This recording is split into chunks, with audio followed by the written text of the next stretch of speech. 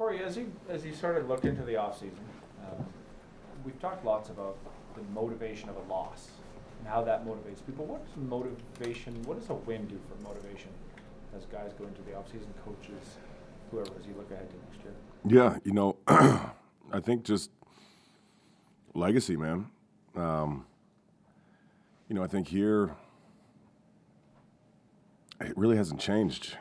The fact that there was 4, now there's 5, like, does that make anybody feel really, really awesome? Like, let's see how many we can compete for. Every year I feel like as many people as we can get back, we put ourselves in contention to get another run at it, and I know that excites a lot of guys in that locker room. So, from coaches and players alike, I know a lot of things go into putting a team together, but being motivated to do something special here.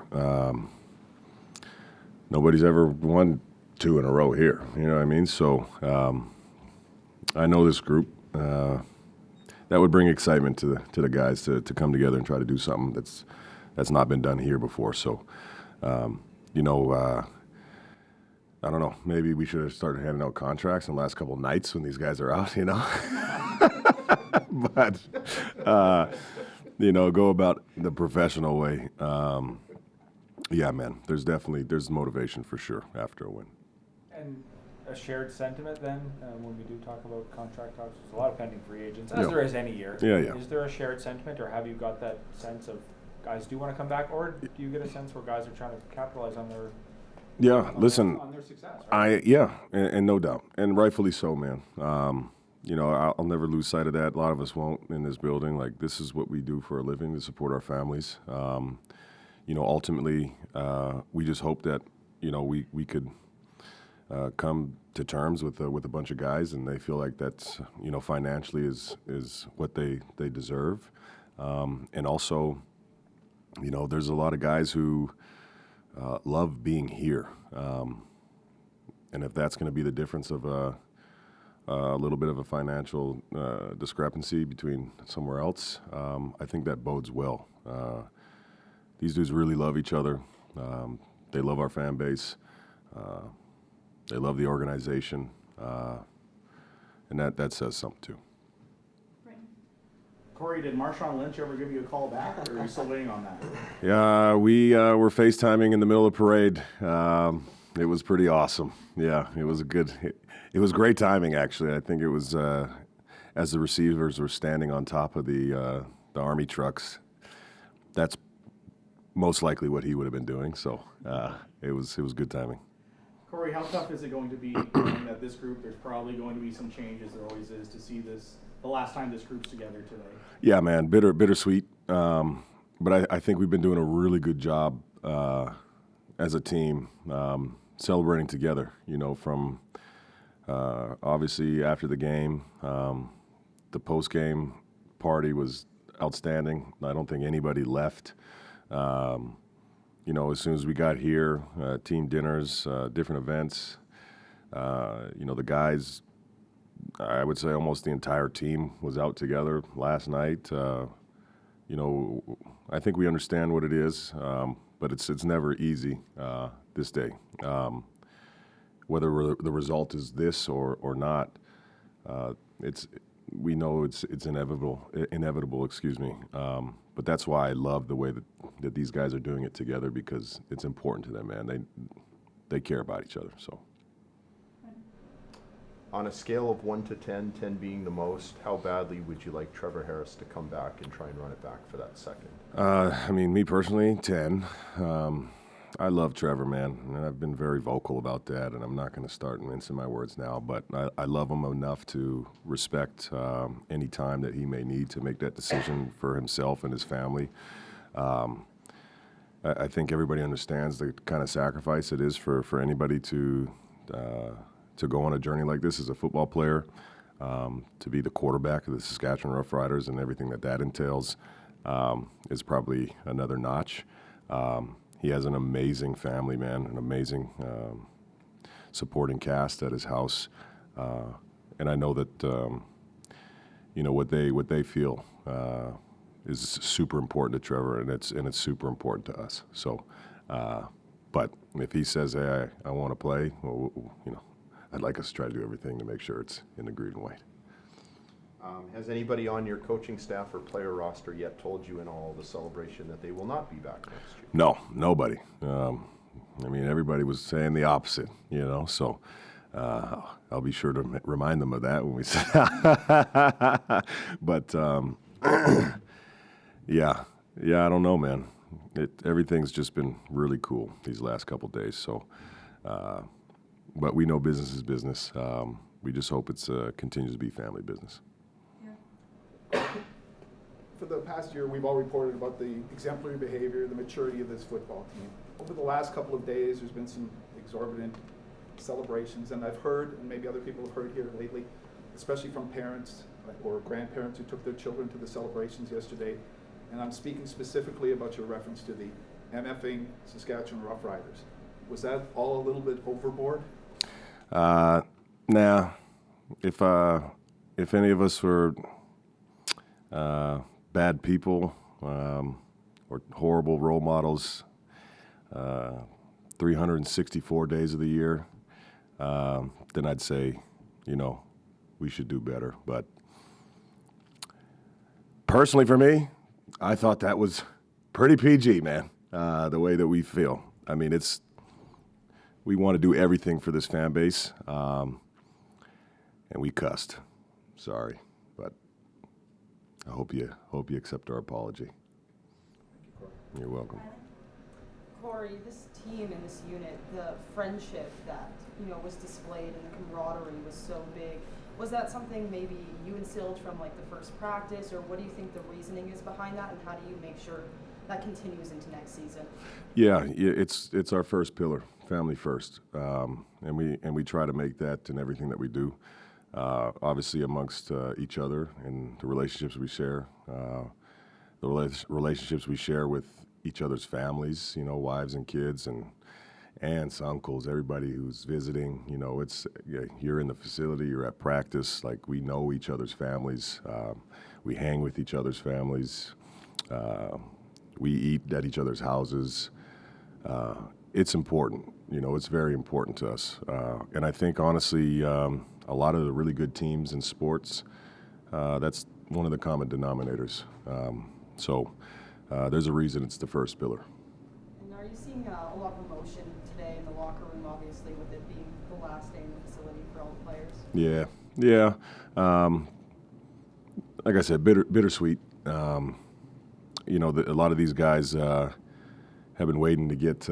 They've put so much into representing, I think, this team and this province and the people that love this team so much, sacrificing the time away from their kids and their wives, other family members, physically putting their bodies on the line for people to come and cheer and celebrate. So some of those guys are, man, they want to go hug their kids, they want to go hug their wives, and they've been enjoying themselves, but there's some more love for them to get, and then I can't wait for them to get back home. Corey, have you spent any time pondering your full circle in Saskatchewan? Late November of 2023, you walk out that tunnel, take a look at the expanse of the stadium, and you looked elated at that point. Now you've reached this point. Is there a common thread or anything that links those two, or has linked those two in your mind in recent days? I would just say, walking in the tunnel the first day, you look out and you have the best stadium in the country. You have the best fan base, and you know that they deserve this moment. And we were going to work our tails off to be able to provide that for everybody in this province. And it was not easy. A lot of legit blood, sweat, and tears.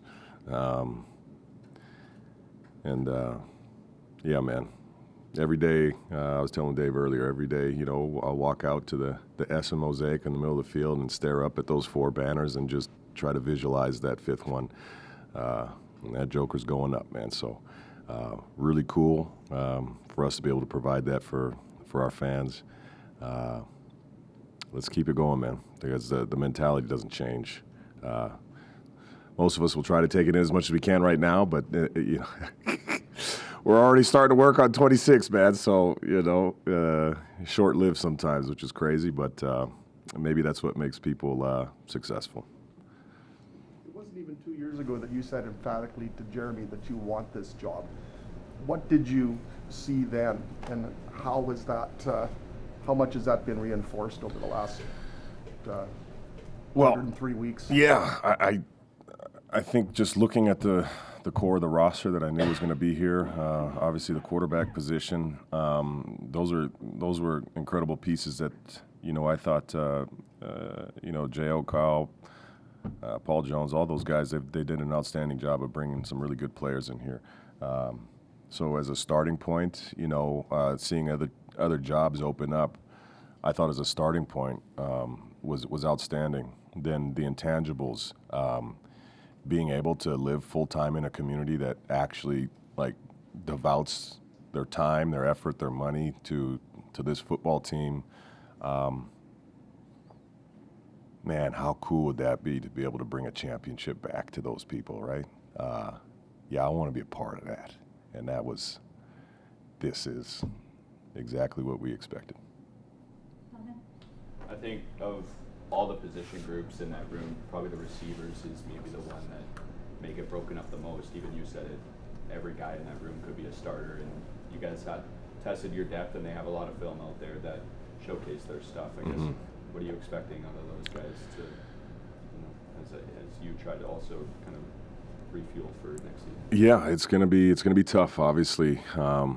You know, if all things were equal and, hey, everybody take the same contract, everybody come back, let's do it again, man, I'd love that, you know, but it's not realistic, right? Some of these guys that maybe didn't get as much playing time as they probably deserve may have an opportunity to do that elsewhere. And if that makes sense for them, you know, we understand, but, you know, hopefully there's a role here that they love for themselves, and they can continue to push. You know, we talk about the depth at the receiver position this year. Last year was the depth at the O-line position. We feel we have depth at other positions that just weren't thrust into it due to injury, but it's football, man. You know, things happen out there on that football field. So you never know. You know, you might be second on a depth chart. You might start the whole season, you know, by the time it kicks off. So you just never know. Sometimes it's just you look at in totality of what it is it provides for you to be a Saskatchewan Roughrider. You know, at current time and down the road, man. A lot of riders make this their home when they're done playing too. So there are a lot of things to look at, you know, but ultimately, you know, we know that there's always people that pull from good teams, right? So we'll see. Hopefully this is somewhere that a lot of these guys want to stay. So you're already looking ahead to 2026, so what's next? First things first is, you know, going through coaching staff and looking at our list of free agents and devising a plan of, you know, how J.O., myself, and the rest of the guys will do a plan of attack. But, yeah, man, we're just kind of getting started on that now. So, yeah, we'll see how that rolls. How special was it to have Angie Reid there raise the cup up top? Listen, I saw the picture of her being able to raise it. I ended up going inside and she was there. It was awesome. Introduced Andrew Harris to her, you know what I mean? Like, I'm like, oh, this is like royalty, and you know, and I'm just sitting there listening. Angie's outstanding. Last year, you know, I made it a point to make sure she'd come and visit. You know, she'd sit in my office. We sit and talk about the old days. Got to spend some time. My wife got to spend some time with her and Georgette at a different event. I got all the time in the world for Angie, man. She is hilarious.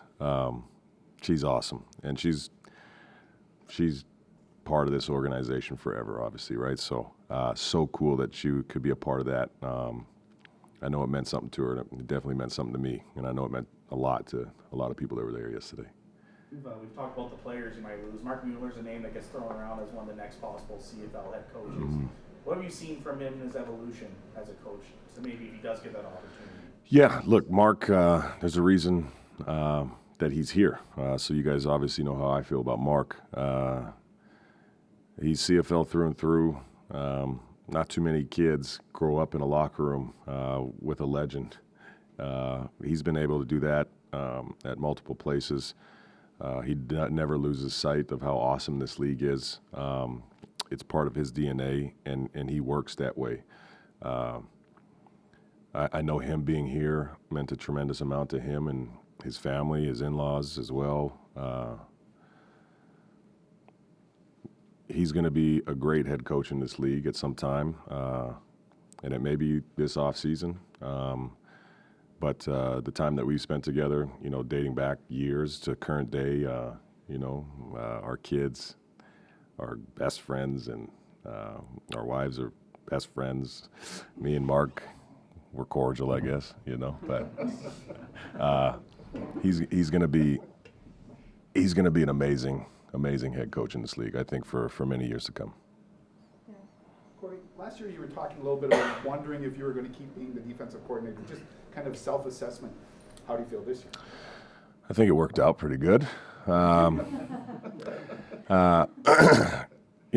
it is. It's always something that's on my mind. Like, for me personally, just you guys know how I am with relationships and being able to spend some time with everybody. I don't get to spend as much time as I'd like per se with the offense, or I make it a point to make sure I'm in all the special teams meetings and stuff. But we've got very, very capable coaches on the defensive side of the ball. And, last year we lost one who I thought did a pretty dang good job in his first year. I know Josh Bell is also a hot ticket. Travis Brown's outstanding. Lennon's growing in this position. He's gotten much better. Phil Daniels, he does a hell of a job with the big boys up front. That's a crucial spot for my eyes. So we got guys definitely who are more than capable. And me personally, man, I know people just love to give myself the credits, and that's not how we operate, man. We're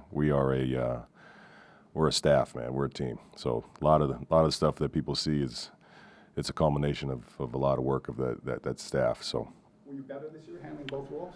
I think so. I think just with the experience of knowing what to anticipate and communication with some of the defensive coaches, I can't always get my eyes on all the plays right away, on the sideline, getting good communication there. But being in tune 100% with what's happening on the field was a little bit easier, I thought, for myself to balance, just being, like I said, trying to stay a couple plays ahead in 3 phases, right? So, yeah, I enjoyed it, man. I always enjoy play calling. The pitch comms, yeah. No, I think there's an argument for both sides. I thought, us not having to signal is just one less thing to worry about. But there's some pluses with it. There's some negatives. For example, in the West Final, evidently it was a little too cold out there for them to work. Yeah. Oh boy.